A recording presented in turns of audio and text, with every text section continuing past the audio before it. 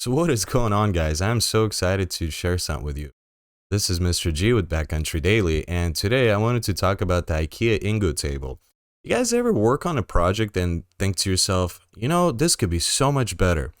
And that's exactly what I've been doing. I've been leather crafting and I've been making product reviews and different videos and such over here in this corner, using a Walmart plastic table. It's just been awful. It's shaky, it's small, it didn't have enough table space.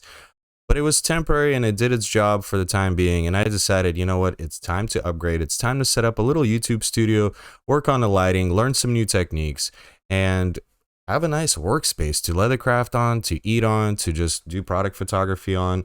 And of course, I wanted it to be out of wood. So I started looking for an inexpensive table. And there's so many different tables out there, and most of them are pretty expensive. Once they're decent quality, they're pretty expensive. So I found this table. It's called the Ingo, and it's from IKEA, and it's a really inexpensive table made out of solid pines, 47.5 inches wide, and like 29 and a quarter or 29 and a half deep.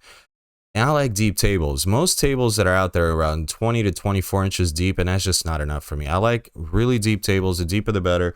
And even though this table is almost 30 inches deep, it's still, if there was one thing I could change about it, I would like another 2-3 inches deeper. That's what she said.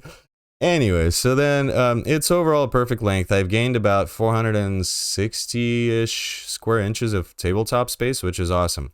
Way more stable, but there was a little problem with it. It comes unfinished. So it comes unfinished for that reason. So you can, you can customize it to yourself. They do sell it as a dining room table that sits four. I'm actually using it as a desk or a creative table or computer table, whatever you want to call it, but I'm not using it as a dining room table.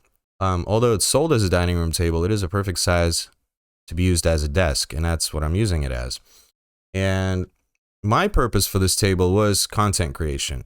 Content creation and leather crafting. Those are the two main things that I got this table for. It is very inexpensive, $79.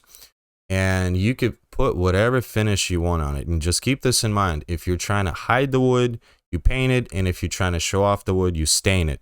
So I chose to stain it. And the product we chose to use is called, it's called Minwax Polish Shades. And I got it at Lowe's. And there's a little trick to it. So when you apply it, if you don't want it glossy, go ahead and get the satin finish.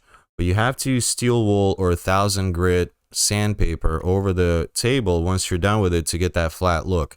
The reason why I went with poly is to have a little bit of protection from moisture, scratch resistant, things like that. Pine is a very soft wood, so I decided to use, I didn't want to go with straight stain because I figured if I just straight stain it, it'll scratch easily. If I spill some on it, it's going to absorb that moisture really easily, things like that. So I decided to do the poly shades.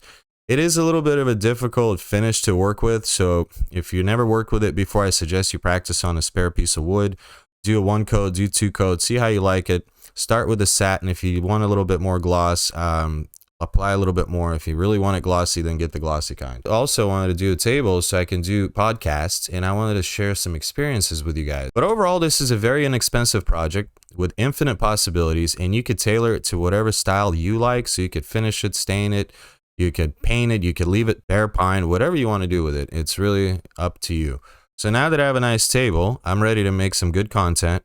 I've been doing a lot of research on video editing. I've updated my laptop. I picked up a new monitor, some more lighting. I picked up some LED lights, a softbox, a microphone. And I want to kind of go over all those items with you guys. It's almost like a miniature YouTube studio at this point, which is awesome. I've been wanting to do something like this. Did some lighting in the background, as you could see, a knife sharpening system. What else? Keyboard, mouse, speaker, things like that. And I'm going to make a video after this, actually going over all the items that are on this table. And if you guys are looking to do an inexpensive studio or an inexpensive computer desk or an inexpensive project table, I think this is the way to go. I mean, it's $79, real wood.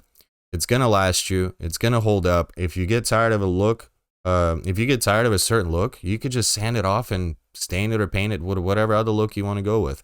So that's about it for today, guys. That's all I have for you. Be sure to stay tuned for the next few videos that are going to be about content creation, lighting, sound, 4K monitor, and things like that. And I have another thing in store for you guys. Stay tuned for that. Take care.